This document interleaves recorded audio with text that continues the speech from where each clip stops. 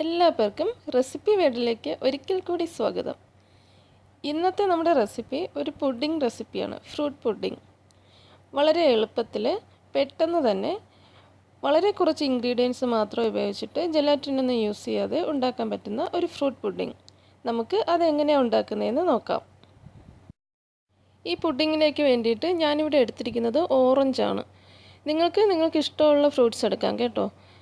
ഈ ഓറഞ്ചിൽ ചെറുതായിട്ട് കയ്പ്പ് രസം വരും. കുറച്ച് സമയം അത് കട്ട് ചെയ്ത് വെച്ച് കഴിഞ്ഞാൽ അതിലൊരു കയ്പ്പ് രസം ഉണ്ടാവും. അത് ഇല്ലാതാക്കുവാൻ വേണ്ടിയിട്ട് ഞാൻ ഈ ഓറഞ്ച് അതിൻ്റെ വൈറ്റ് കളറിലുള്ള സ്കിന്നെല്ലാം നല്ല രീതിയിൽ റിമൂവ് ചെയ്ത് കളഞ്ഞ ശേഷം ചെറുതായിട്ട് കട്ട് ചെയ്തിട്ട് 2 ടേബിൾ സ്പൂൺ പഞ്ചസാര ഈ ഓറഞ്ചിലോട്ട് മിക്സ് ചെയ്ത ശേഷം അതൊന്ന് സ്പൂൺ വെച്ച് ഇളക്കി എടുത്തിട്ട് ഫ്രിഡ്ജിനകത്ത് ഒരു രാത്രി ഫുള്ള് സൂക്ഷിച്ചു വെച്ചതാണ് ഈ ഓറഞ്ച്. അപ്പോൾ അതിൻ്റെ ആ കയ്പ്പ് രസമെല്ലാം ഒന്ന് നീങ്ങിക്കിട്ടും. ഞാൻ ഈ പുഡിങ്ങിലേക്ക് വേണ്ടിയിട്ട് 2 മീഡിയം സൈസ് ഓറഞ്ചാണ് എടുത്തിരിക്കുന്നത്. അടുത്തതായിട്ട് നമുക്ക് വേണ്ടത് പാലാണ്. ഞാനിവിടെ 1.5 കപ്പ് പാലെടുത്തിട്ടുണ്ട്. ഈ പാലെടുക്കുമ്പോൾ എപ്പോഴും ഫുൾ ക്രീമിൻ്റെ പാല് നോക്കിയെടുക്കാൻ വേണ്ടിയിട്ട് ശ്രദ്ധിക്കണം. ഈ 1.5 കപ്പ് പാല് നമുക്കൊരു പാനിലേക്ക് ഒഴിച്ചു കൊടുക്കാം. ഞാനിവിടെ മറ്റൊരു ബൗളിൽ 1.5 ടേബിൾ സ്പൂൺ കോൺഫ്ലോർ എടുത്ത് വെച്ചിട്ടുണ്ട്. ഈ കോൺഫ്ലോറിലേക്ക് നേരത്തെ എടുത്ത് മാറ്റി വെച്ച പാലിൽ നിന്ന് കുറച്ച് പാൽ അതിലേക്ക് ചേർത്ത് അതൊരു സ്പൂൺ വെച്ച് ഒട്ടും കട്ടയില്ലാത്ത രീതിക്ക് ഒന്ന് കലക്കിയെടുത്ത് ഈ കോൺഫ്ലോർ നമുക്ക് ഒരു സൈഡിലേക്ക് മാറ്റി വെച്ചേക്കാം.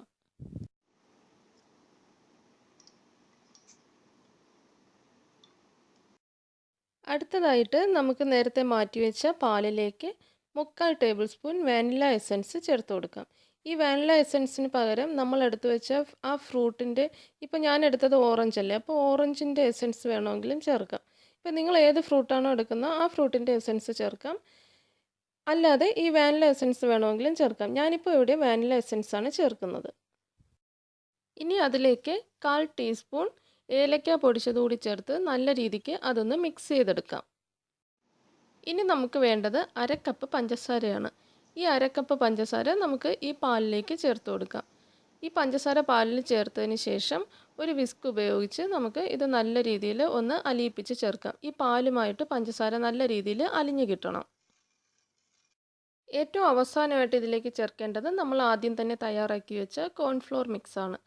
നമുക്ക് അത് ഈ പാലിലേക്ക് ചേർത്ത ശേഷം നേരത്തെ ചെയ്തതുപോലെ ആ വിസ്ക് ഉപയോഗിച്ച് നല്ല രീതിയിൽ ഇതൊന്ന് മിക്സ് ചെയ്തിട്ടെടുക്കാം.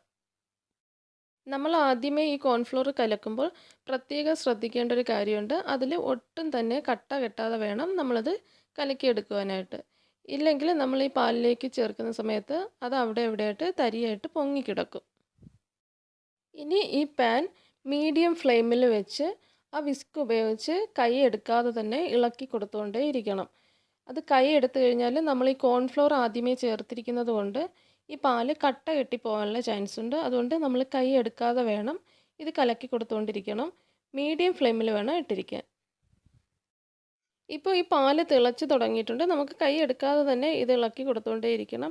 ഇപ്പോൾ ഈ പാലിൻ്റെ ടെക്സ്ചറൊക്കെ നല്ല രീതിയിലൊന്ന് മാറി കിട്ടുന്നുണ്ട്. അത് ചെറുതായിട്ടൊന്ന് നല്ല ഒരു തിക്കായി വരുന്നുണ്ട് കേട്ടോ. പാല് നല്ല രീതിയിൽ അങ്ങ് തിളച്ച് കഴിയുമ്പോൾ തന്നെ നമുക്ക് ഈ തീ ഓഫ് ചെയ്യാം. തീ ഓഫ് ചെയ്തതിന് ശേഷം നമ്മൾ ഈ വിസ്ക് ഉപയോഗിച്ച് ഇളക്കി കൊടുക്കുന്നത് നമ്മളത് തുടർന്നുകൊണ്ടേ ഇരിക്കണം. ഇല്ലെങ്കിൽ അത് കട്ട കെട്ടിപ്പോവും. നമുക്ക് ഇത് കഴിവതും ഫാനിൻ്റെ ചുവട്ടിൽ വെച്ച് ഈ പാലിൻ്റെ മിക്സ് ഒന്ന് തണുപ്പിച്ചെടുക്കാൻ വേണ്ടിയിട്ട് ശ്രമിക്കാം. അപ്പോഴും നമ്മൾ കൈ എടുക്കാതെ ഈ വിസ്ക് ഉപയോഗിച്ച് ഇത് മിക്സ് ചെയ്ത് കൊടുത്തുകൊണ്ടേ ഇരിക്കണം. ഈ മിക്സ് നല്ല രീതിക്ക് അങ്ങ് തണുക്കേണ്ട ആവശ്യമില്ല. ചെറുതായിട്ട് അതിൻ്റെ നല്ല രീതിയിലുള്ള ആ ഒരു ചൂട് ഒന്ന് വിട്ടു വന്നാൽ മാത്രം മതി.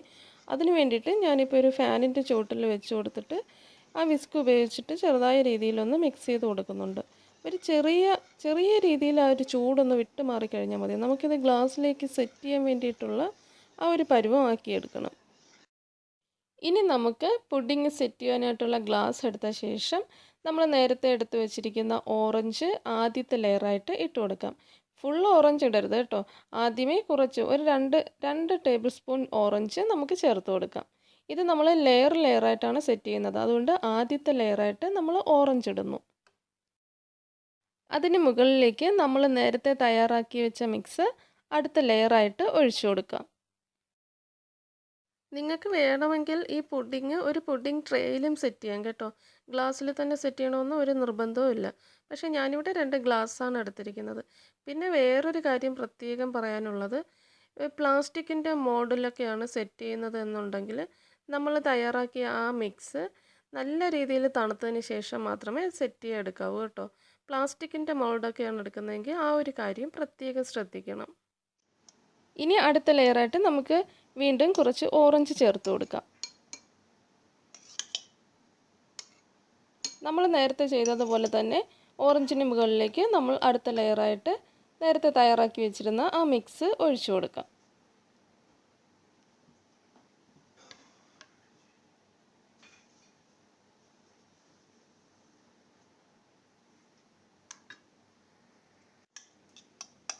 അവസാനമായിട്ട് നമുക്ക് ഈ മിക്സിന് മുകളിൽ കുറച്ച് ഓറഞ്ചിൻ്റെ പീസ് ഇതേപോലെ ഡെക്കറേറ്റ് ചെയ്യും പോലെ വെച്ച് കൊടുക്കാം.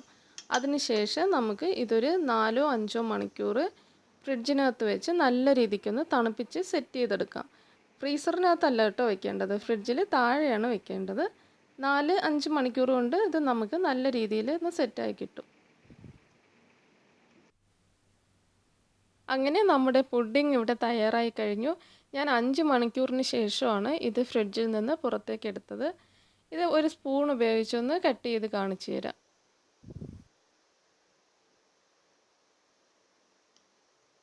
ഇന്നത്തെ പുഡിംഗ് റെസിപ്പി എല്ലാവർക്കും ഇഷ്ടമായി എന്ന് വിശ്വസിക്കുന്നു. ഇഷ്ടമായിട്ടുണ്ടെങ്കിൽ എൻ്റെ വീഡിയോ ഒന്ന് ഫ്രണ്ട്സിനൊക്കെ ഷെയർ ചെയ്ത് കൊടുക്കുക. എൻ്റെ ചാനലിൽ ആദ്യമായിട്ടാണ് വരുന്നതെങ്കിൽ ഈ ചാനലൊന്ന് സബ്സ്ക്രൈബ് ചെയ്യാൻ മറക്കരുത്.